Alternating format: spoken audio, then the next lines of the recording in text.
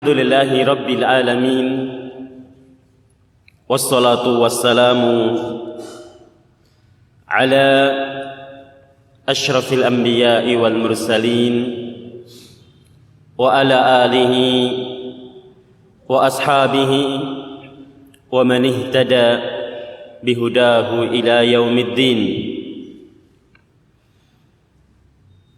Ma'asyiral muslimin wal muslimat rahimani Allah wa iyyakum.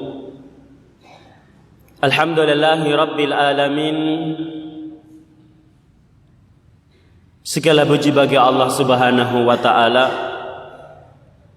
Kita bersyukur kepada Allah, tidak bosan dan tidak henti-hentinya untuk terus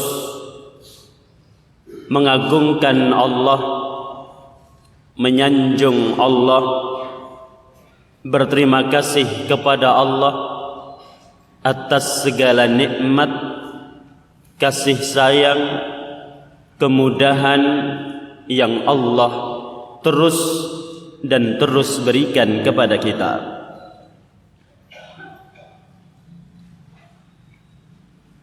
Kemudian Bapak Ibu rahimani Allah wa iyyakum,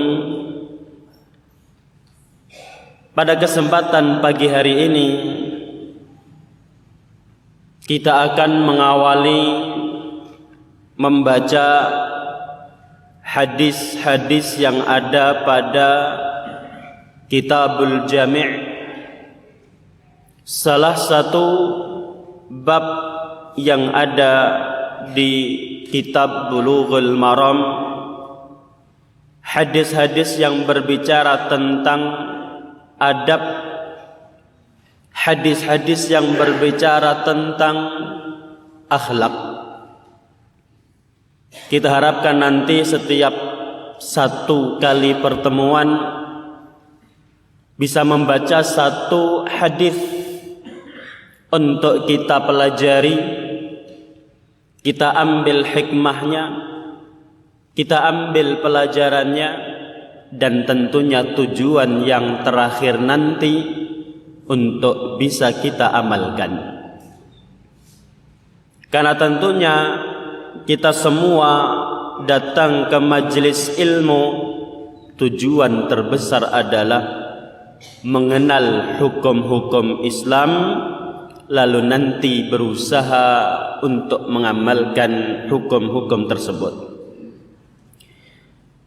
Pada kesempatan pagi hari ini kita membaca satu hadis yang agung yang mengajarkan kepada kita tentang hak seorang muslim. Hak seorang muslim terhadap muslim yang lain. Maka tentunya karena kita berbicara adalah hak seorang muslim, ya nanti pembahasannya khusus antara muslim dengan muslim, berlaku antara saudara-saudara kita yang seagama. Kalau beda agama tentunya nanti ada hukum tersendiri.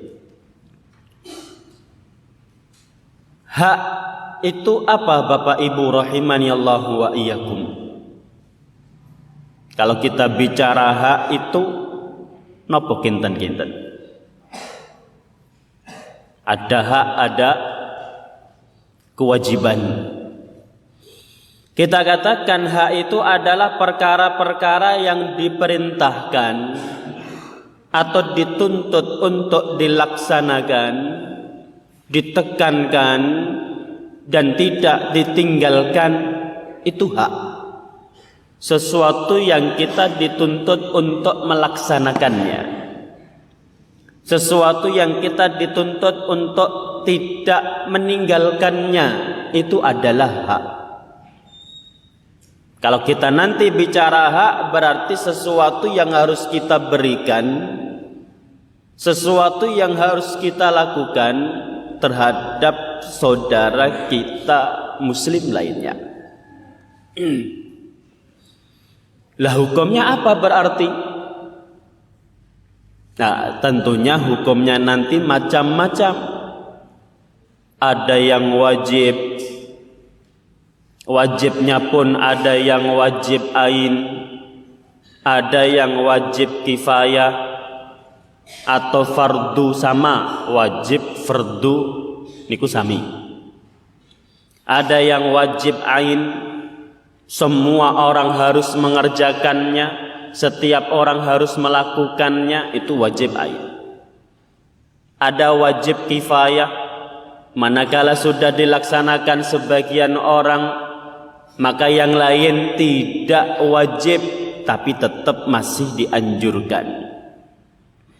Bahkan juga nanti ada yang hukumnya sunnah. Jadi kalau kita bicara hak itu bertingkat-tingkat. Ada hak yang wajib, ada hak yang sunnah. Lah tentunya hak antar sesama muslim itu banyak sekali. Hak antar sesama muslim itu banyak dan beraneka ragam. Akan tetapi nanti kita akan membahas sedikit saja, yaitu dalam hadis Abu Hurairah, hadis yang sahih riwayat Imam Muslim, Rasulullah sallallahu alaihi wasallam bersabda, haqqul muslimi 'alal muslimi sittun. Hak seorang muslim kepada muslim yang lain, berarti tadi kita bicara hak sesuatu yang harus kita lakukan, yang dituntut untuk dikerjakan dan tidak ditinggalkan. Sittun, ada 6. Lah tadi saya sampaikan katanya ndak terbatas, kok niki ada 6. Berarti pinten niku Pak sing leres pundi? Kita katakan Rasulullah sallallahu alaihi wasallam tidak membatasi hanya 6. Beliau menyebutkan di antaranya itu 6. Sekarang kalau Bapak Ibu menjelaskan angka itu kan kita kadang-kadang tertarik langsung, oh iya ya ada 6. Kita nanti apa saja. Maka ini di antara cara dakwah beliau untuk menarik perhatian itu menyebutkan angka-angka tertentu. Yang mana angka pada hadis ini tidak membatasi. Karena di hadis yang lain disebutkan ada 7, ada lebih dari itu. Berbeda dengan rukun Islam ada 5. Kalau itu pripun Pak? Ada lebih atau banyak? Itu hanya ada 5. Tidak lebih. Rukun Islam ada 5, jelas. Bunyal Islamu ala khamsin. Tapi kalau bicara ini, karena dalam hadis yang lain kadang disebutkan 7, disebutkan 8, maka ini bukan membatasi, tapi contoh di antara hak-hak yang terpenting yang seringkali dilalaikan oleh sebagian manusia. Yang pertama apa? Kata Rasulullah, idza laqitahu fasallim alaihi. Kalau kamu bertemu, ucapkanlah salam. Nanti akan kita bahas. Yang kedua, wa idza da'aka fa'ajibhu. Apabila engkau diundang, maka penuhilah undangannya. Yang ketiga, idza stansahaka fansahhu. Apabila engkau dimintai nasihat, maka berilah nasihat kepadanya. Wa idza atasa fahamidallaha fashammithu. Itu tulisannya berarti kurang titik itu Pak nggih, itu sin, harusnya pakai shin. Sin yang ada titiknya. Wa idza atasa fahamidallaha fashammithu. Apabila dia bersin lalu memuji nama Allah, mengucap alhamdulillah, maka doakanlah dengan mengucap yarhamukallah. Wa idza marida fa'udhu. Apabila dia sakit maka besuklah, jenguklah. Wa idza mata fatba'hu. Dalam redaksi yang lain, fa idza mata fa'atbi'hu. Kalau dia meninggal, maka iringilah jenazahnya sampai ke pemakaman. Itu nanti yang akan menjadi poin pembahasan kita pada kesempatan pagi hari ini. Kita awali dari hak yang pertama, yaitu mengucap salam. Tadi disebutkan di dalam hadis, idza laqitahu, jikalau kamu bertemu. Napa Pak artinya bertemu itu?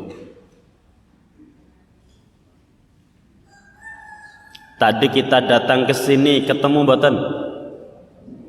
Ketemu. Salam mboten? Masya Allah. Semua salam. Nanti kalau seandainya Bapak Ibu ada yang mungkin ada hajat ke kamar mandi, masuk lagi, itu ketemu mboten? Masih mengucap salam lagi apa tidak? Atau misalnya mau pulang, ada yang tertinggal, masuk lagi, datang lagi ke situ, ketemu lagi, salam lagi apa tidak? Lah kita katakan dalam hadis tadi disebutkan Rasulullah, idza laqitahu, kalau kamu bertemu. Maka umum yang penting setiap kali bertemu. Baik sudah lama tidak ketemu lalu ketemu, maka berarti disyariatkan mengucap salam. Maupun sekedar terpisah sebentar saja, terhalang sedikit saja, lalu ketemu lagi, maka juga disyariatkan untuk mengucap salam. Nanti saya sebutkan di bawahnya, nanti ada hadis yang disebutkan nanti setelahnya, idza laqiya ahadukum akhahu falyusallim alaih.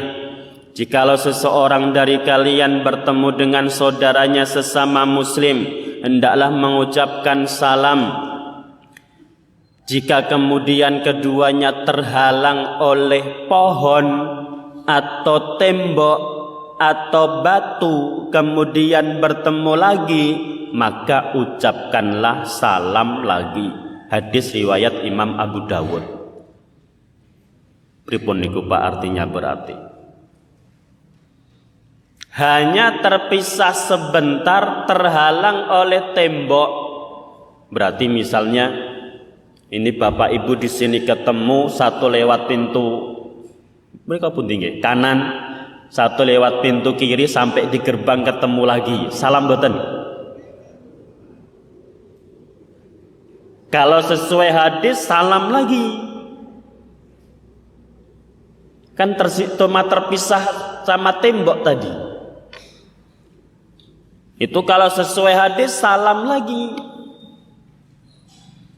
Apalagi zaman sekarang penghalangnya banyak, mobil misalnya. Kita ketemu mau nyebrang, di sana di sebelah kanannya mobil, di sebelah kirinya mobil, nanti ketemu lagi, disyariatkan salam lagi.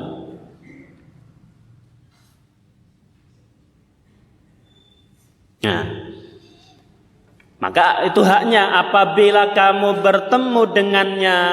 Tadi waktunya sudah tahu, yang penting setiap kali bertemu, mau sudah lama tidak ketemu, lalu ketemu, ataupun terpisah sebentar, ketemu lagi, disyariatkan salam.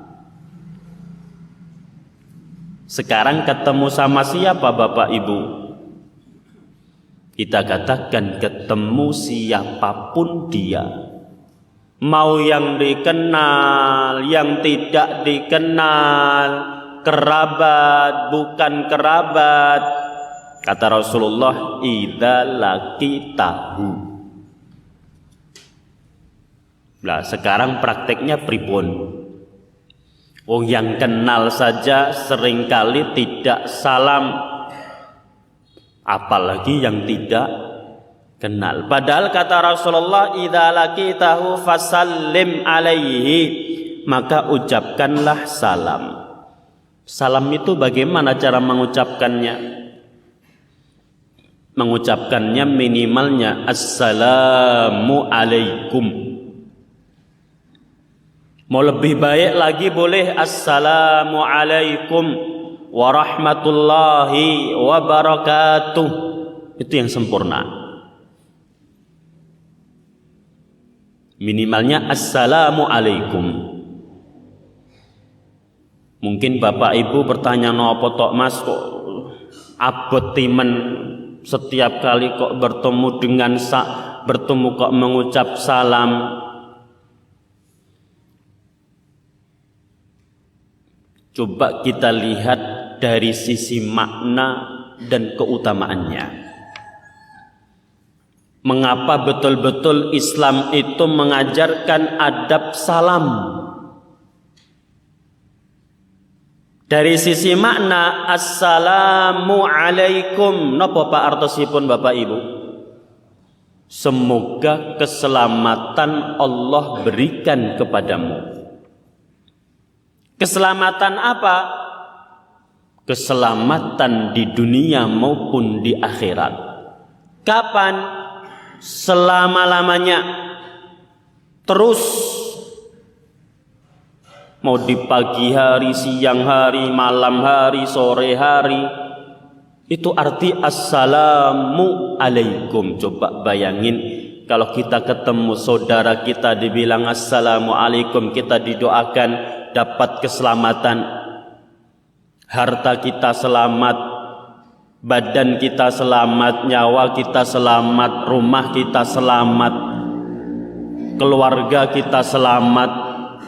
Di dunia, di akhirat, sepanjang waktu, itu kan luar biasa. Belum lagi ditambah assalamualaikum warahmatullah, dan rahmatnya Allah, kasih sayang Allah semoga diberikan kepadamu. Sudah selamat, didoakan mendapatkan kasih sayang. Kasih sayang itu diberikan berbagai macam kemudahan, diberikan berbagai macam fasilitas. Yang sedang sedih diberikan rahmat oleh Allah untuk bisa menghilangkan kesedihannya. Yang kesulitan ekonomi, Allah berikan kasih sayangnya untuk mendapatkan kelapangan. Yang sedang sakit, Allah berikan kasih sayangnya untuk diangkat penyakitnya. Itu artinya luar biasa. Belum lagi kalau lebih panjang lagi, assalamualaikum warahmatullahi wabarakatuh. Napa Pak wabarakatuh? Berkah. Berkah kali berkat sami mboten. Nek berkat niku napa? Nah. Dan keberkahan, berkah itu segala-galanya lebih penting lagi daripada sekedar nikmat. Orang seringkali mendapatkan nikmat namun tidak berkah. Ada. Tapi berkah itu betul-betul bertambah dan bermanfaat. Awet itu berkah. Banyak orang mungkin mendapatkan nikmat tiba-tiba harta melimpah, namun langsung ludes, bahkan tidak jelas digunakan untuk apa. Tidak berkah namanya. Maka di sini masya Allah Bapak Ibu rahimanallahu wa iyyakum, artinya saja sungguh luar biasa. Coba bayangin setiap kali kita ketemu mendoakan dengan doa yang begitu agung, nyaman hati itu Pak, tenang. Tapi sayangnya salam ini sudah kadang-kadang jarang diamalkan. Seringkali kita mengucap salam hanya kepada bos kita, tuan kita, atau yang atasan kita, atau hanya dalam momen-momen khusus. Lebih parah lagi kita masuk rumah jenengan salam boten Pak Bu. Mau ketemu orang lain salam mendoakan kebaikan, ini ketemu istri, ketemu suami kadang-kadang malah ndak salam. Kita doakan orang lain assalamualaikum warahmatullahi wabarakatuh, artinya sungguh luar biasa. Ketemu anak biasa saja ndak salam, ketemu istri kita, suami kita, keluarga kita, masuk rumah kita ndak mengucap salam, itu kan yo aneh bin ajaib tuh Pak aneh. Makin luar biasa. Makanya Islam mengajarkan betul-betul suruh menyebarkan salam.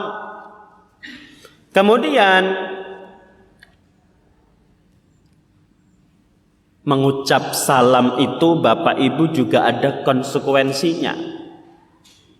Kalau kita mengucap assalamualaikum warahmatullahi wabarakatuh kepada teman kita, saudara kita semuslim seagama, konsekuensinya apa?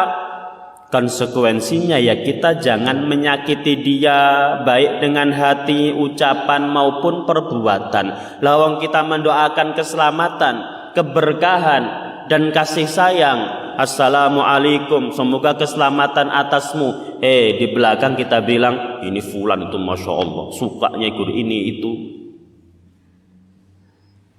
Itu bertolak belakang. Maka konsekuensinya kalau kita mengucap salam assalamualaikum, ya jangan sampai kita berucap dengan ucapan-ucapan yang menyakiti hati dia, atau berbuat perbuatan yang menzalimi dia, atau bahkan sekedar berkeyakinan perasaan yang menyakiti dia. Keyakinan perasaan yang menyakiti ini kenapa Pak? Contohnya, kalau lisan kan jelas mencaci maki, mengumpat, menggibah, memfitnah, itu kan menyakiti. Kalau perbuatan ya mukul atau mungkin nikung dari belakang, dia punya wacana untuk buka bisnis tertentu, langsung dia salib, dia tandingi lebih besar lagi misalnya, di sampingnya persis misalnya, itu kan perbuatan. Lah kalau menyakiti dengan hati, dengan perasaan, apa Bapak Ibu? Suudzon. Suudzon itu kan tidak sampai terucapkan di situ. Itu saja tidak boleh. Lah kalau kita mampu mengucapkan assalamualaikum warahmatullahi wabarakatuh, kita ucapkan dengan ikhlas, bukti keikhlasan, kita mengucap kepada semuanya dan setiap kali bertemu, lalu kita amalkan konsekuensinya. Setelah kita mengucap salam tidak menyakitinya, keutamaannya kata Rasulullah dalam hadis riwayat Imam Muslim, la tadkhulul jannata hatta tu'minu wa la tu'minu hatta tahabbu awala adullukum ala syai'in idza fa'altum tahabbtum. Maukah aku tunjukkan kepada kalian satu perbuatan, kalau kalian lakukan maka kalian akan saling mencintai, menyayangi, rukun, tentrem, aman, harmonis. Apa itu? Kata Rasulullah, absyus salama bainakum, sebarkanlah salam di antara kalian.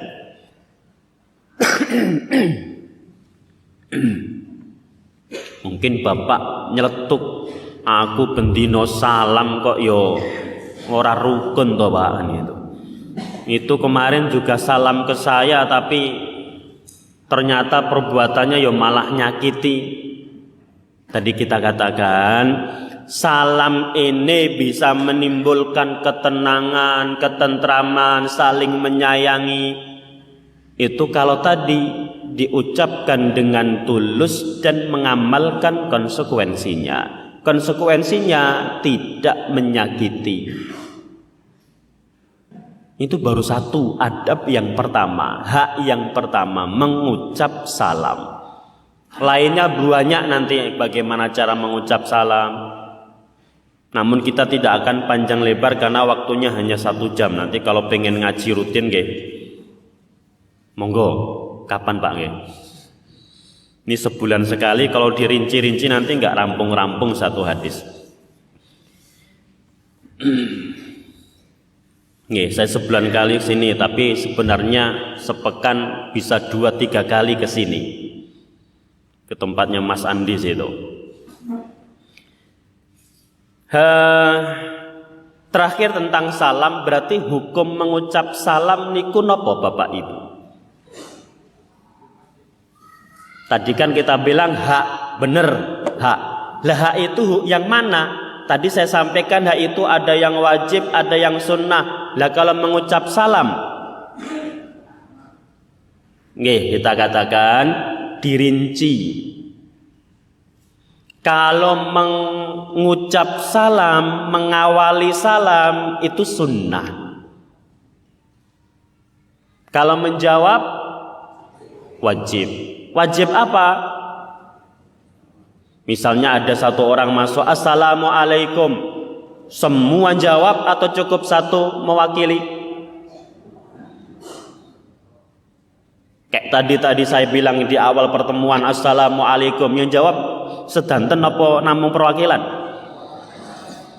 Ya, kita katakan mengawali itu sunnah. Kita ngucap assalamualaikum, assalamualaikum warahmatullahi wabarakatuh, itu sunnah. Menjawabnya fardu kifayah atau wajib kifayah. Artinya kalau sudah dilaksanakan sebagian orang, maka gugur kewajibannya. Artinya kalau seandainya saya salam assalamualaikum, 1 menjawab, maka tidak berdosa semuanya. Tapi kalau tidak ada 1 pun yang menjawab, semuanya berdosa. Itulah arti fardu kifayah. Tapi nggih ampun ngantos mungkin enek kajian assalamualaikum, yang jawab cuma saya, perwakilan 1 menjawab misalnya. Mesakne Pak. Secara hukum iya, tapi kan adabnya tetap dianjurkan, disunnahkan. Meskipun sudah ada yang menjawab, yang lain ikut menjawab, itu bagus dan sunnah. Menjawabnya pun kalau bisa dengan cara yang lebih baik. Kalau ada orang mengucap salam assalamualaikum, jawablah minimalnya sama atau yang semisal. Waalaikumsalam, waalaikumsalam warahmatullah, tambah lagi wabarakatuh. Itu dalam menjawab sebisa mungkin lebih baik. Lah kalau yang jawabnya assalamualaikum warahmatullahi wabarakatuh, jawabnya pun pripun Pak? Ya sama, waalaikumsalam warahmatullahi wabarakatuh. Kalau mau ditambah wa maghfiratuhu, monggo, itu sebagian ada yang mengatakan boleh sunnah, sebagian mengatakan tidak perlu. Itu perbedaan pendapat, tidak perlu diperselisihkan. Tapi intinya kalau kita mencukupkan waalaikumsalam warahmatullahi wabarakatuh, maka itu sudah bagus. Ada pada baik sekali kapan salam. Nanti kalau ada yang jalan naik motor, yang jalan siapa yang mengucap salam, ketika ada orang besar, orang kecil, siapa mengucap salam, itu macam-macam tidak kita bahas pada kesempatan kali ini. Namun intinya mengucap salam, menebarkan salam itu adalah sunnah. Karena tadi Bapak Ibu sudah tahu makna yang begitu agung, manfaatnya pun bisa memasukkan surga dan menimbulkan ketentraman antar sesama. Ya sebisa mungkinlah Pak, jangan diganti dengan salam-salam yang lain. Apalagi anak-anak muda gaul sekarang, hai guys, gitu Pak. Guys ini kan ngomong Pak.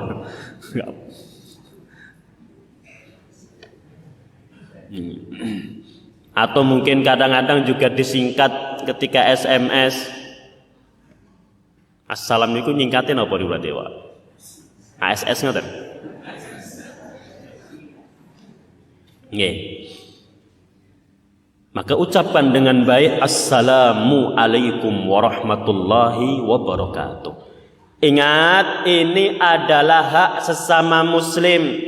Kalau bukan muslim, maka sebenarnya tidak perlu kita doakan sampai sepanjang ini. Kalau mereka yang mengawali, cukup kita balas wa alaika. Seperti itu. Demikian untuk adab yang pertama atau hak yang pertama. Hak yang kedua, sebagaimana yang di hadis Nabi tadi, idza da'aka fa'ajibhu.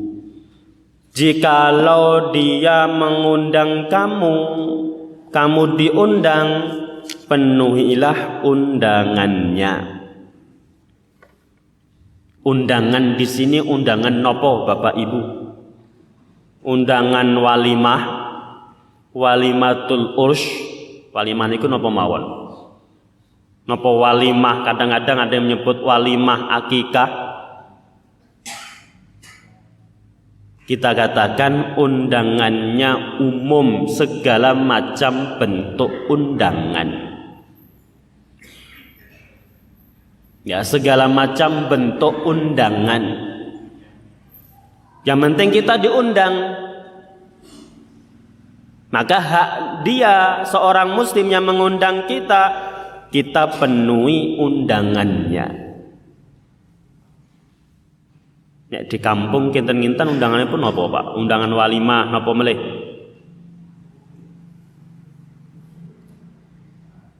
Selain walimah napa? Wonten sunatan napa melih? Mpun niku to. Nek zaman riyen kampung itu kalau ada yang pulang dari merantau paginya sampai rumah itu biasanya, kalau di kampung saya seperti itu dulu, sekarang sudah mulai punah. Kalau pulang dari merantau, dari Jakarta, dari Bandung, dari Bogor sampai rumah, nanti panggil saudara-saudara atau tetangga-tetangga itu diundang, sekedar makan snack, ngeteh. Nggih mboten Pak. Niki mboten enten mboten? Sami. Mboten nggih? Kalau di kampung saya dulu seperti itu, ketika saya masih kecil, masih SD itu masih ramai. Jadi kalau pulang merantau sampai di rumah, itu mereka, Mbah di suwun apa bahasa lali bahasa Jawa nih. Diundang, disuruh datang ke rumah kan gitu. Nanti anaknya suruh manggil. Di situ dibuatin minum. Itu Masya Allah, saya lihat tuh terasa adem. Orang merantau pulang-pulang berbagi. Ini tetangganya pun juga seneng, tahu kabarnya baik. Tapi sekarang sudah hilang itu. Pulang ya pulang, besok hilang lagi nggak ketahuan kan itu. Kalau dulu setelah pulang merantau ngundang, lah itu termasuk undangan juga. Kalau ada seperti itu. Lah, lalu setelah tahu bahwa undangan itu macam-macam, apapun bentuknya, apa hukum menghadirinya? Secara umum, hukum menghadiri undangan itu adalah sunnah muakkadah. Ada beberapa perbedaan. Secara umum sunnah. Adapun walimah, undangan walimah nikah itu hukumnya wajib kalau diundang. Syaratnya kita wajib, satu, orang yang mengundang adalah orang muslim. Kemudian orang yang mengundang tidak terang-terangan dalam berbuat maksiat. Tidak terdapat maksiat yang tidak mampu dihilangkan, namanya ditulis secara khusus. Itu di antara tambahan-tambahannya seperti dikatakan Syekh Utsaimin. Jadi kalau sekedar misalnya jamaah kajian ini saya undang di walimah pernikahan putri saya hari Ahad besok misalnya. Wajib mboten? itu tidak wajib karena tidak disebut secara person per individu. Tapi kalau disebut fulana, mbah fulan, bapak fulan, ada undangannya atau di telepon atau di SMS, maka itu hukumnya wajib. Yang penting di antara hak sesama muslim itu memenuhi undangan. Bapak juga bisa merasakanlah bagaimana kalau ngundang tidak datang itu rasanya pripun, Pak. Kita kan tidak nyaman, kita kan juga sedih di situ. Maka hak seorang muslim kalau dia mengundang kita ya kita datang. Tentunya kalau kita tidak punya udzur, kalau punya udzur ya berbeda lagi. Atau tidak ada kemaksiatan di situ. Tapi fenomena sekarang itu ya serba repot. Undangan walimah seringkali hari-hari ini atau sekarang ini identik dengan nyumbang. Ih mboten wae. Kalau ini diundang mau datang kok ya ora duwe duit kan ngoten. Banyak yang walimah mau datang enggak nyumbang kok ya pripun wae. Pilih pundi niku. Mau datang enggak punya uang padahal diundang. Mau datang orang tok berani mboten wae. Datang orang tok mendoakan wantun mboten. Kalau walimahnya jelas-jelas tidak menerima sumbangan santai sudah jelas kan ngoten. Tapi kan rata-rata walimah itu ya ada sumbangannya digunakan untuk ajang bisnis lah. Ini yang menjadi fenomena sekarang dan PR buat kita ini yang menjadi sulit. Padahal walimah itu yang mengundang untuk ikut bersenang-senang, ikut berbahagia. Namun silahkan nanti itu disikapi masing-masing. Yang penting pada intinya memenuhi undangan itu hukum asalnya sunnah muakkadah, bahkan wajib terkhusus kalau undangan-undangan pernikahan. Syaratnya kita diundang khusus, tidak dipukul rata, digebiah uyah, katakanlah jamaah kajian ahad pagi kami undang, itu maka tidak wajib. Wong umum. Tapi kalau langsung namanya satu diundang itu wajib.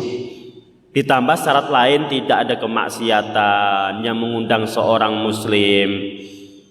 Kalau bukan muslim ya tidak wajib. Hukumnya apa? Dilihat nanti baik buruknya. Kalau ada baiknya silahkan. Kalau tidak ada maka tidak perlu. Itu adalah hak yang kedua. Lanjut yang ketiga. Rasulullah Shallallahu Alaihi Wasallam tadi dalam hadis yang sudah kita sebutkan di awal bersabda, wa idastansohaka fansohhu. Kalau dia minta nasihat maka berilah nasihat. Maka hak yang ketiga memberi nasihat, memberi pengarahan. Nasihat niku nopo to, Pak? Memberi nasihat itu artinya menginginkan kebaikan pada orang lain. Itu nasihat. Kita ingin orang lain dapat kebaikan. Kita ingin orang lain lebih baik, itu namanya memberi nasihat.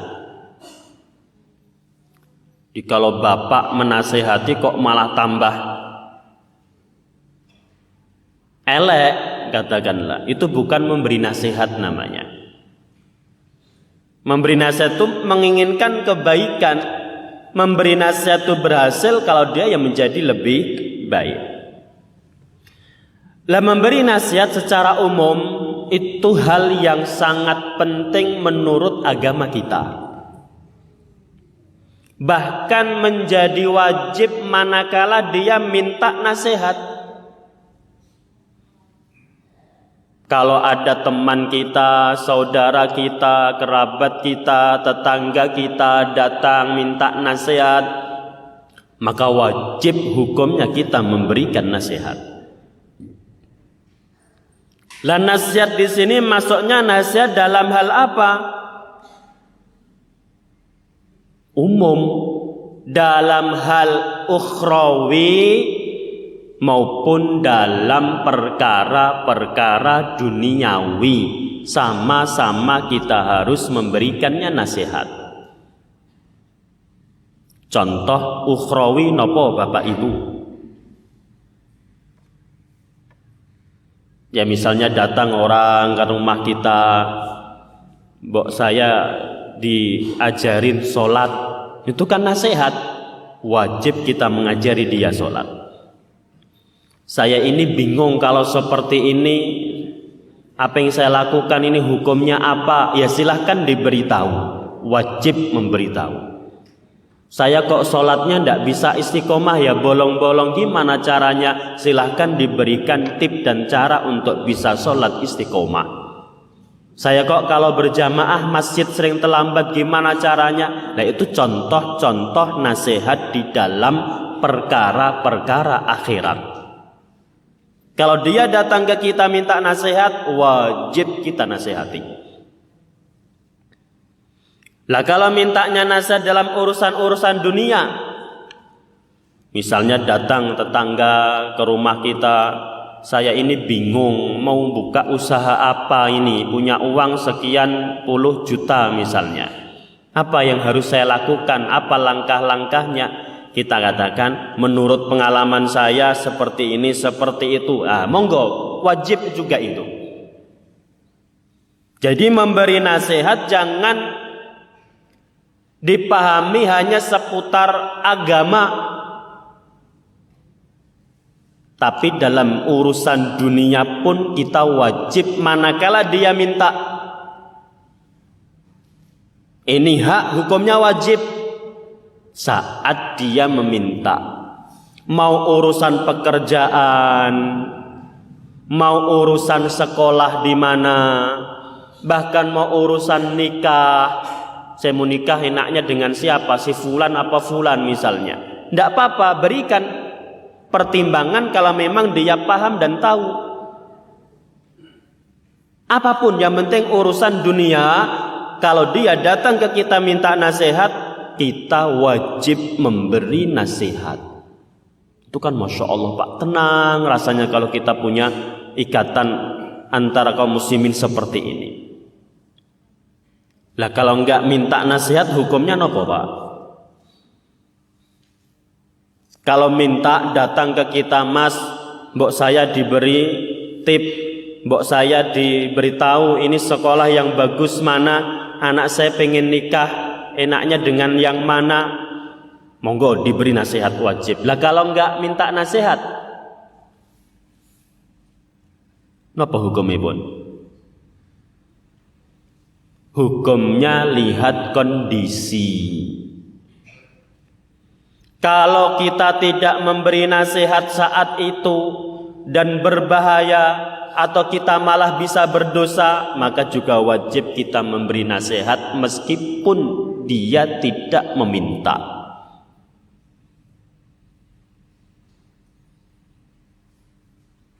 Misalnya teman dekat kita melakukan perkara yang haram, misalnya mencuri, kita tahu,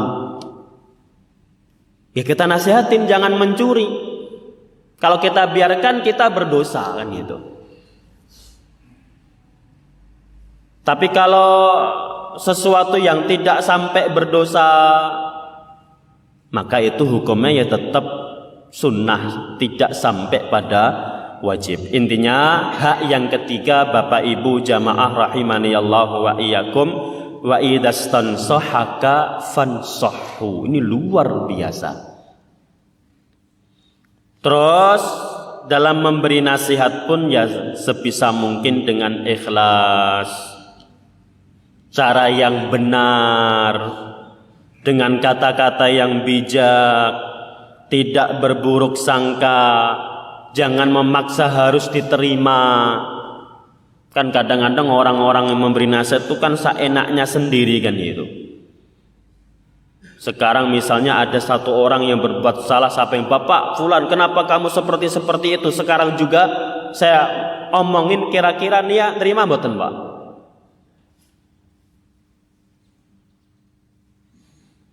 Terima mboten? Satu orang berbuat salah, saya sebutkan namanya, saya sebutkan berdiri Bapak, ini Bapak fulan melakukan ini itu. Enggak boleh, itu perbuatan yang haram. Kira-kira dia nerima apa marah-marah, Pak? Siapa yang mau nasihatin di depan umum seperti itu? Maka dengan cara yang bijak, sholat berjamaah itu Bapak Ibu mengajarkan kita untuk menasehati. Coba lihat, sholat berjamaah itu ada imam, ada makmum. Imam kalau salah, gimana cara menegurnya, Pak? Subhanallah. Siapa yang ngomong subhanallah? Harusnya yang paling belakangnya imam. Jadi enggak satu imam salah semuanya subhanallah. Kira-kira pripun Pak? Satu masjid semua ada 1000 jamaah, 500 jamaah semua ngomong subhanallah. Imamnya kaget mboten kira-kira. Maka sebenarnya cukup yang di belakang imam. Makanya di belakang imam itu adalah dipilih orang-orang yang memang punya ilmu, paham sholat. Kalau terjadi sesuatu dia siap untuk menggantikan atau menegur kalau imam salah. Enggak semuanya menegur, itu contoh memberi nasihat itu ada adabnya, apalagi kepada pemimpin di situ. Itu yang ketiga.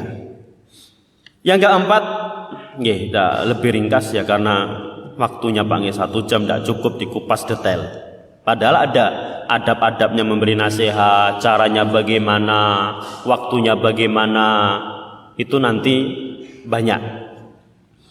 Yang keempat adalah mendoakan orang yang bersin. Bersin niku napa Bapak Ibu? Wahing. Wahing niku napa, Pak? Gebres. Kalau Bapak buka di internet Wikipedia itu, bersin itu diartikan mengeluarkan udara dari mulut dan hidung. Kemudian diterangkan angin udara yang keluar itu cepat. Kalau dihitung kurang lebih 20 km per jam katanya. Di Wikipedia itu. Bersin itu mengeluarkan angin dari hidung maupun mulut semi otonom katanya. Apa semi otonom itu? Artinya dia gimana ya? Refleks. Biasanya orang bersin itu kapan, Pak?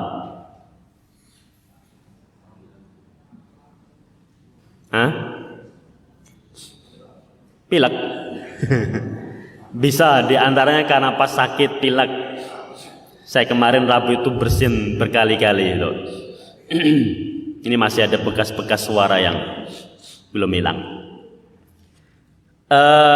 Biasanya ada benda-benda yang masuk ke hidung kita,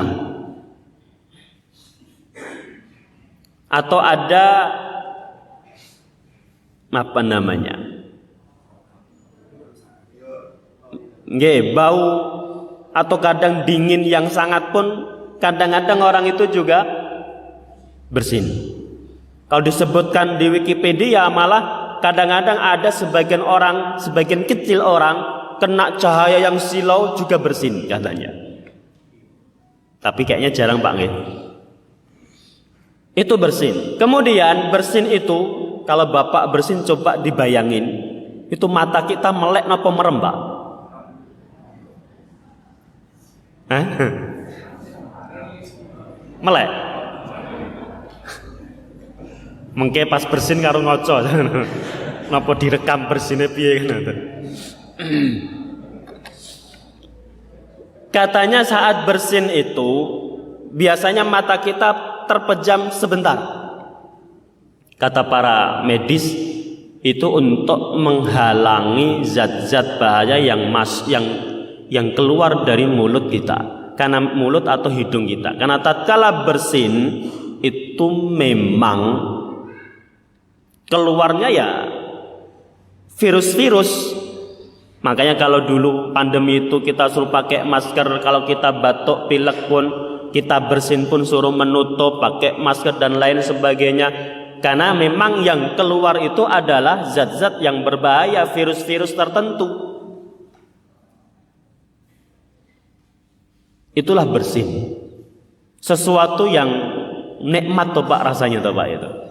Makanya Rasulullah sallallahu alaihi wasallam bersabda, "Innallaha yuhibbul utasa." Allah menyukai bersin. Di bersin itu nikmat. Allah saja menyukai. Itu Allah menyukai. Kenapa? Di antara para ulama yang menjelaskan kenapa kok Allah ini di sini dilanjutkan, "Innallaha yuhibbul utasa wa yakrahu tatha'uba." Sesungguhnya Allah menyukai bersin dan membenci menguap angop. Kenapa itu Pak sebabnya? Kata para ulama, di antara sebabnya kenapa kok bersin dicintai, menguap itu dibenci. Orang yang bersin itu rata-rata dia bukan karena sakit Pak, itu memang dia sedang fresh-freshnya, badan dia aktif, sehat, badan dia betul-betul dalam konsentrasi penuh. Berbeda kalau angop itu rata-rata karena ngantuk kan itu, karena malas kan itu. Karena malas, kekurangan angin, oksigen, maka angop itu kan coba lihat, bersin itu mengeluarkan, kalau angop mengeluarkan apa nyedot Pak? Bersin itu kan mengeluarkan toh, nggih. Kalau angop itu nyedot napa ngeluarke? Nyedot no Pak. Coba mungkin anggap kok ditutup lah kayak kesedot ngoten to, Pak. Nggih mboten, mungkin coba dipersani. Kalau pas anggap dirasa nih kira-kira kesedot ora? Nah. Kesedot to, Pak. Biasanya kesedot itu. Karena memang badan kita kurang oksigen di situ, makanya kita angop. Lah, di situ para ulama menjelaskan, masya Allah, para ulama itu luar biasa. Jadi bersin dicintai karena biasanya kondisi badan konsentrasi penuh. Tapi kalau angop itu orang-orang yang memang ngantuk, males kan gitu. Makanya dikatakan angop itu dari syaitan. Maka kalau ngaji kok ngontak-ngantuk, hati-hati, itu berarti sedang diganggu syaitanan itu. Gitu Pak. Makanya kita kalau ngaji itu baru dikit, baru muqaddimah innal hamdalillah, apalagi khutbah Jumat itu, baru innal hamdalillah nahmadu sudah tekluk, angop nah gitu. Coba baca koran, kan jarang yang ngantuk itu. Coba baca WA. Gitu Pak. Main game. Ada enggak yang ngantuk kalau baru setengah jam, 1 jam, 2 jam, jarang yang ngantuk. Coba suruh baca Quran, baru dapat 1/4 aja sudah. Nah, maka orang yang bersin, wah kok jamnya habis, tinggal 3 menit. Tadi sungguh luar biasa. Satu sisi nikmat pun kita diajarkan adab-adabnya. Maka kalau bersin tadi anjurkan alhamdulillah, bersyukur. Karena kita dibantu oleh Allah mengeluarkan virus-virus yang berbahaya dari tubuh kita. Maka alhamdulillah. Ya Bapak ya jangan nyeletuk. Berarti kalau bersyukur itu kan ditambah. Nanti kalau kita bersin bersyukur ditambah nggak bersin, jangan itu. Nama tambahan nikmat itu tidak harus dalam bentuk yang sama. Diberikan kesehatan itu tambahannya itu. Maka kita dianjurkan alhamdulillah. Yang mendengarkan yarhamukallah. Yang bersin mendoakanlah ya lagi yahdikumullahu wa yuslih balakum. Itu adabnya, sungguh luar biasa. Saling mendoakan, coba bayangin, hanya dengan bersin berapa amal kebaikan pahala yang bisa kita dapatkan. Dan nek bersini bolak-balik Pak, kan ada toh Pak orang bersin itu sekali bersin langsung 5 kali 7 kali nggih mboten? Mriki wonten sing bersin langsung 5 kali dirapel ngoten. Kan langsung berkali-kali ada orang-orang seperti itu. Ya tentunya cukup mendoakan sekali selama jedanya tidak panjang. Itu untuk bersin. Pernah Pak di zaman Harun Ar-Rasyid itu ulamanya, syekhnya itu bersin. Kalau zaman dulu kan belum ada ini Pak. Jadi ngaji itu ada bilalnya. Gurunya ngomong apa ditirukan, lagi ditirukan sampai baris paling belakang. Itu caranya zaman dulu. Jadi ngomongnya nggak bisa ngomong terus, ngomong dulu berhenti, ditirukan, Bilal ditirukan terus dilantur. Apa jeneng ini Pak? Estafet ngoten. Jadi nggak ada mix seperti ini.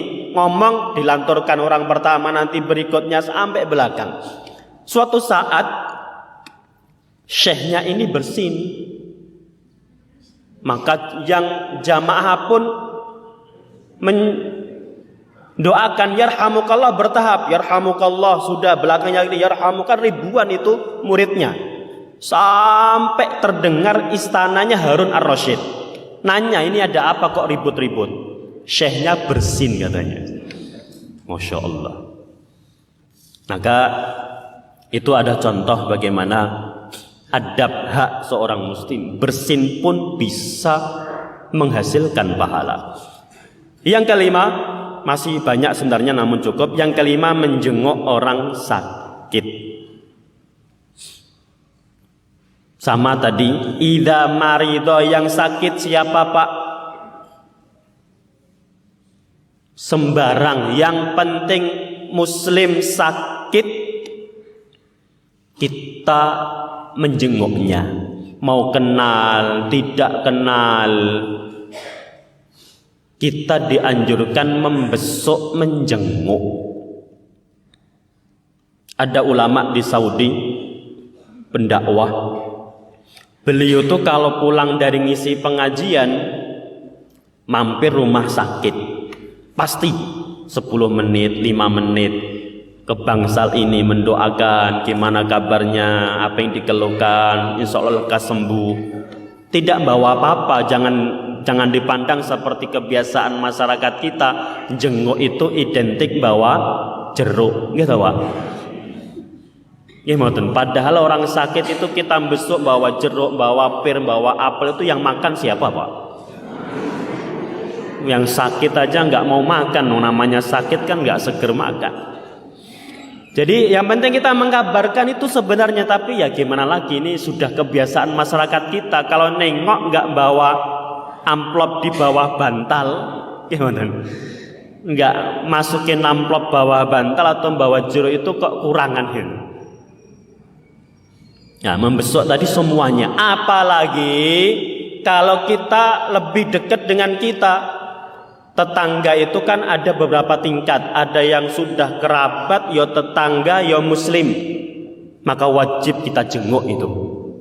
Kita besuk di situ. Ada nanti tetangga dia muslim, tapi bukan kerabat, kita besuk juga. Ada tetangga yang bukan muslim. Dalam Islam pun boleh kita membesuknya kalau ada kebaikannya. Sebagaimana Rasulullah pernah membesuk anak seorang Yahudi yang sakit. Itu beliau. Maka minimalnya punya hak tetangga. Itu luar biasa Islam itu, Masya Allah. Apalagi kalau sesama muslim. Apalagi di kampung. Di kampung itu, rumah saya mertua itu, sini bapak ibu mertua, bawahnya nanti adik, paklik, bude, siapa lagi itu. Hampir semuanya kerabat gitu Pak. Sudah tetangga, sudah muslim, kerabat lagi.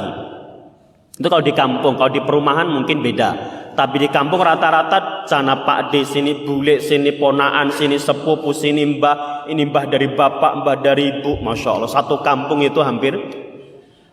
Lah itu haknya besar lagi itu. Yang terakhir, sebenarnya masih banyak, adab-adabnya banyak, namun bisa dibaca sendiri. Yang keenam, mengiringi jenazah. Ini juga yang sekarang banyak dilalaikan. Padahal mendapatkan pahala 2 qirot. Orang yang takziah lalu menyolatkan dapat 1 qirot. Orang takziah sampai ke pemakaman itu mendapatkan 2 qirot. 2 qirot itu adalah 2 pahala sebesar Gunung Uhud paling kecilnya. Pahala itu nggak akan habis, Pak. Itu lebih berharga daripada emas segunung Uhud sekalipun. Kalau emas sebesar apapun pasti habis. Nggih mboten? Lihat Freeport itu berapa gunung emasnya, Pak. Kalau dari yang digali itu berapa gunung yang habis. Itu kan habis, Pak, itu emas. Tapi nanti pahala yang nggak pernah habis. Kalau kita mau sampai mengiringi jenazah. Jenazah siapa? Muslim. Mau saudara, mau kerabat, bukan kerabat, itu kita dianjurkan mengiringi jenazah. Ini sudah mulai sekarang ini orang takziah sampai situ makan permen, ngudut, nongkrong, ngobrol gitu, Pak. Yang nyolatin paling berapa persen tok, 10-20. Yang mengiringi ke pemakaman berkurang lagi. Kadang yang ngiringi pun sebagian melipir. Pertama jalan melipir belok sana, belok sini, habis sudah berkurang itu. Maka lebih dikit lagi. Apalagi sekarang pakai mobil, pakai ambulan, hampir nggak ada sudah. Padahal ini pahalanya sungguh luar biasa. Demikian Bapak Ibu, mohon maaf terlambat 5 menit, molor 5 menit dari jadwal yang kita sepakati. Kemudian insya Allah kita sambung di pertemuan berikutnya, masih membaca hadis-hadis dari Kitabul Jami'. Satu pertemuan kita akan baca 1 hadis. Semoga Allah membimbing kita untuk bisa mengamalkan hak-hak antar sesama muslim, sehingga nantinya terwujud sebuah ukhuwah Islamiyah yang luar biasa dan kita mendapatkan pahala. Wassallallahu wasallam ala Muhammad wa akhiru kalami alhamdulillahi rabbil alamin. Wassalamu alaikum warahmatullahi wabarakatuh.